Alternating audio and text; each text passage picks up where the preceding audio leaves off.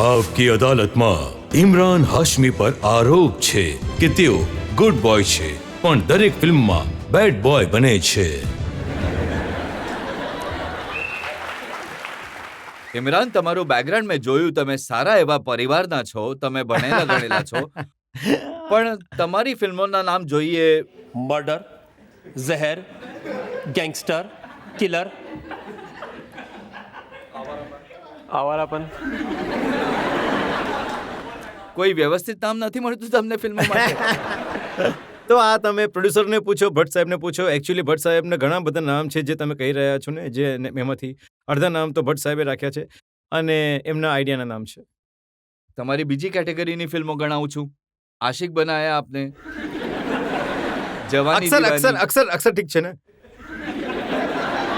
થોડું ડિસન્ટ છે, ડિસન્ટ છે. તમારી 16 ફિલ્મોમાંથી એક નામ ઠીક નીકળ્યું છે.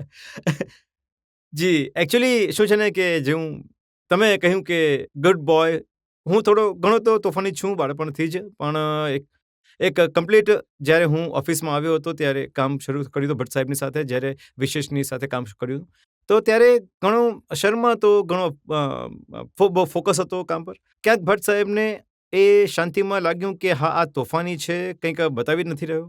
અને એક પહેલાં સ્ક્રીન ટેસ્ટમાં એમને ખબર પડી ગઈ કે ઠીક છે, આ કામ કરી શકે છે. અને પહેલી ફિલ્મ ફૂટપાથ, એ પણ થોડું અજીબ નામ છે, એ જ રીતનું નામ છે.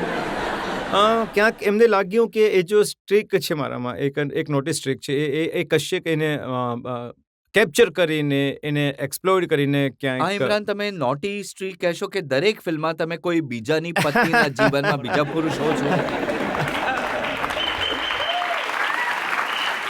અથવા તો પછી અમે જોઈએ છીએ કે કોઈ બીજાના જીવનમાં, કોઈ બીજાની પત્નીના જીવનમાં તમે ઘૂસી જાઓ છો?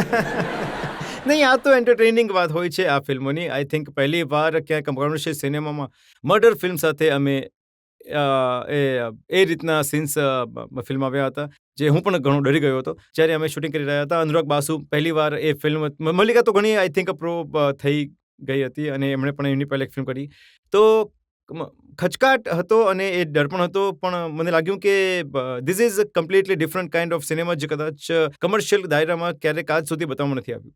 તો અમને લાગ્યું કે વી વિલ એક્સપ્લોઇટ કે આ જે બેડ બોય સ્ટ્રીટ છે. મર્ડર પછી ઝહેર આવી, એ સક્સેસ થઈ, એના પછી આશિક બનાયા આપને. તો આ તો આઈ થિંક હિટ ફિલ્મને કોણ નથી ઈચ્છતું. જો બોક્સ ઓફિસ પર તમારી ફિલ્મો ચાલે છે તો એ વાતને તમે એક્સપ્લોર કરશો ને ઓડિયન્સ પણ કંઈક તમે આઈ એમ શ્યોર તમે બધા લોકોને આ રોલ્સ અને આ રીતની ફિલ્મો સારી લાગે છે. હા, તો અને તમે કહો છો કે થોડી મુશ્કેલી થઈ હતી તમને આ રીતના રોલ કરવામાં શરૂ? ડેફિનેટલી. આઈ થિંક એ મારી સેકન્ડ ફિલ્મ હતી મર્ડર, અને ત્યારે હું એટલો એક્સપોઝ પણ નહોતો થયો લાઇનમાં, અને ફૂટપાથ વધારે ચાલી પણ નહોતી બોક્સ ઓફિસ પર. આઈ થિંક ડેફિનેટલી કમર્શિયલ ફિલ્મના દાયરામાં જો આ સીન્સ પહેલી વાર બતાવી રહ્યા હોય તો થોડો ખચકાટ હતો, લાગી રહ્યું હતું કે ઓડિયન્સને આ વાતને એક્સેપ્ટ કરશે નહીં કરે. રિલીઝ પછી ખબર પડી કે આ બમ્પર જે ઓપનિંગ લાગી હતી આ ફિલ્મને, તો ડેફિનેટલી એક ઓડિયન્સમાં એક રીતની ભૂખ છે, એક ચાહ છે આવી ફિલ્મો જોવાની, જે કમર્શિયલ છે. માત્ર આ ઓડિયન્સમાં ભૂખ છે, ભલે આવા સીન્સ જોવાની, પણ લોકો કહે છે તમારામાં પણ ઘણી ચાહ છે આવા કિસિંગ સીન્સ કરવાની. નહીં, હું ના તો આ ફિલ્મોમાં આ સીન એડ કરું છું. જો આ ડિરેક્ટરનું ડિસિઝન હોય છે, આ પ્રોડ્યુસરનું ડિસિઝન હોય છે. અમે એક્ટર, એવું નથી કે કિસિંગ સીન છે તો ઇમરાન હાશમી ઘણો એક્સાઇટેડ છે એ દિવસે કિસિંગ. જો તમે તમારી બધી ફિલ્મોના સબ્જેક્ટ જોઈ લો, મર્ડરમાં એક્સ્ટ્રા મેરિટલ રિલેશન છે, ઝહેરમાં પણ, અક્ષરમાં પણ, કલયુગમાં તમે બ્લુ ફિલ્મની સીડી વેચવા વાળાનો રોલ કરો છો. વિચિત્ર કેરેક્ટર્સ છે, ઘણા વિચિત્ર. નહીં, અને તમે કહો છો કે હું ઘણો સીધો પણ આ મને આ કેરેક્ટર્સને પ્લે કરતી વખતે ઘણી મજા આવી.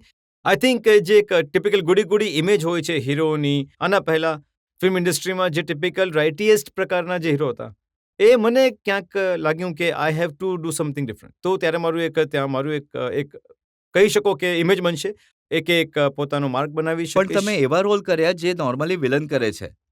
જો ગુલશન ગ્રોવરને લાગતું હશે કે ભાઈ હું પણ કોઈ દિવસ હીરો બની શકું છું આ રીતના રોલ કરીને, આઈ થિંક હમણાં આપણી ઇન્ડસ્ટ્રીમાં એક બદલાવ આવ્યું છે.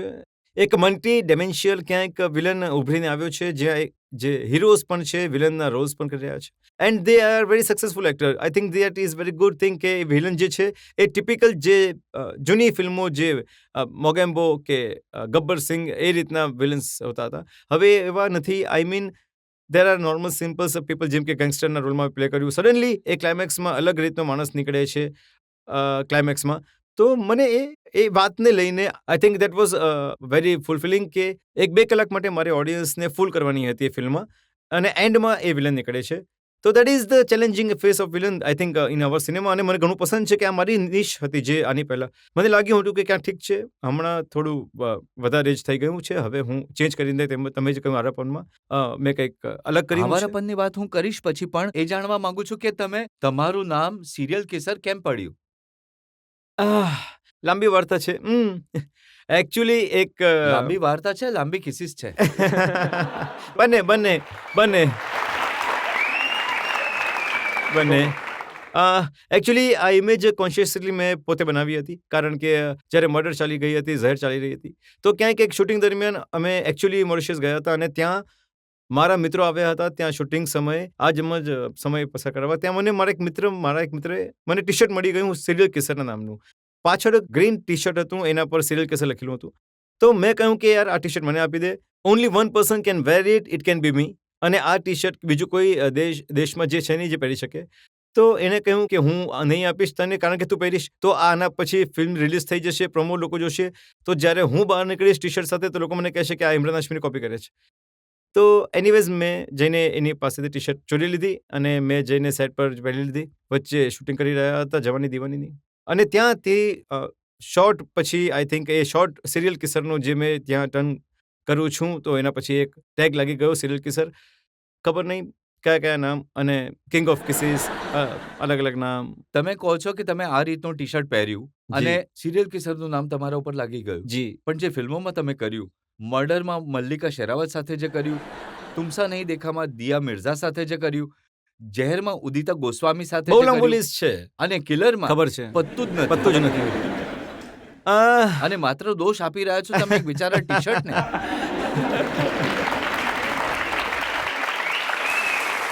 નહીં, જુઓ, આ એક ડિરેક્ટરનું ક્યાંક આઈ થિંક એક આમાં ઘણો મોટો હાથ છે. આ તમે મને આ જે આરોપ જે છે એ મારા પર લગાવી રહ્યા છો, આ ડિરેક્ટર્સ પર જોવો જોઈએ. ક્યાંક એમણે મને કન્વિન્સ કર્યો.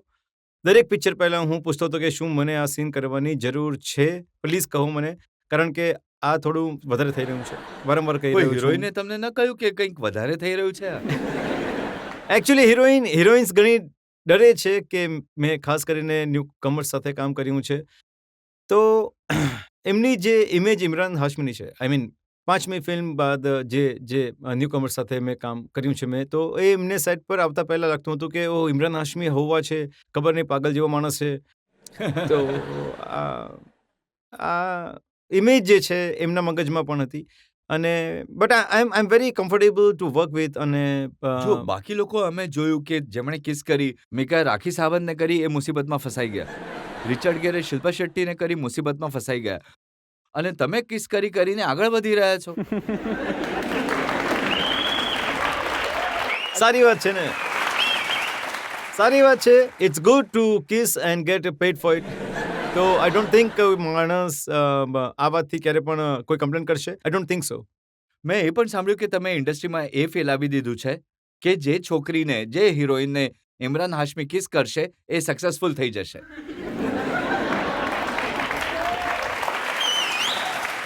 નહીં, આવી વાત મેં સ્પ્રેડ નથી આ કરી. જુઓ, છાપામાં છપાયું છે, મારી પાસે ક્લિપિંગ છે. આ 15 જૂન 2007નું ઇમરાનના ચુંબનની કમાલ.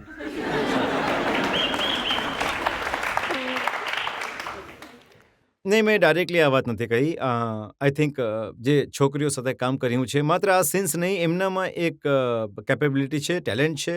માત્ર આના આધાર પર નહીં કહી શકીએ કે ઠીક છે ટેલેન્ટ આગળ વધતું નથી. આઈ થિંક માત્ર એક કિસના આધાર પર નહીં કહી શકીએ કે ફિલ્મ ચાલે છે, કે કોઈ એક્ટ્રેસ કે કોઈ એક્ટર ચાલે છે. અને એવી વાત નથી કે જો એક્ટ્રેસ મારી સાથે કામ કરશે તો ડેફિનેટલી 100% સક્સેસફુલ રહેશે. આઈ થિંક એમનામાં પણ કંઈક વાત છે, એમનામાં એક ટેલેન્ટ છે, એમનામાં એક જુસ્સો છે કામ કરવાનો. તો માત્ર એક સીનના આધાર પર ઓડિયન્સ આઈ ડોન્ટ થિંક કે એક એક્ટરને અને એક્ટ્રેસને એક્સેપ્ટ કરશે. તો મેં આવો ક્યારે claim I don't think I made it. જો કર્યો હશે તો માફી માંગુ છું. ચાલો તમને જનતા માફ પણ કરી દેશે, પણ જનતાને પૂછે તમારા કિસિંગ ટેલેન્ટ વિશે જો લોકો કંઈક પૂછવા ઈચ્છે તો. જે લોકો સવાલ પૂછવા ઈચ્છે છે? તમે આટલા હોટ છો, આનો રાજ શું છે? ખબર નહીં, આના પહેલાં તો મેં આ હોટ શબ્દનો મને અર્થ ખબર નથી. મને ક્યારેક એવું પર્સીવ નથી થયું કે પુરુષ ક્યારે હોટ હોઈ શકે છે. Women are hot. તો ખબર નહીં, આઈ થિંક જે ફિલ્મો કરું છું કદાચ એને કારણે એક હોટ ઇમેજ બની ગઈ છે. તમે તમારી ફિલ્મોમાં બતાવો છો કે બીજાની વાઈફ પર લાઈન કઈ રીતે મારવાની છે.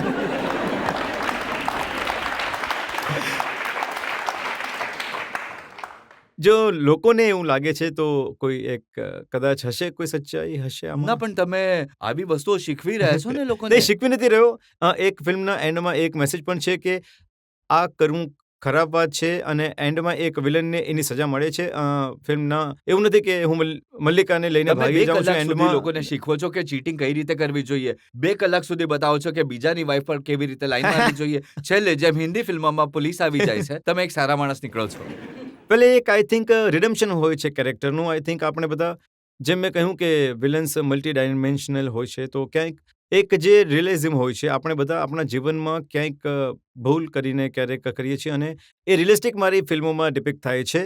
એક કમ્પ્લીટલી વિલન એક ગ્રે કેરેક્ટર છે જેમાં અમુક ખામીઓ છે, અમુક ભૂલો કરે છે અને એને સુધારે પણ છે એન્ડમાં.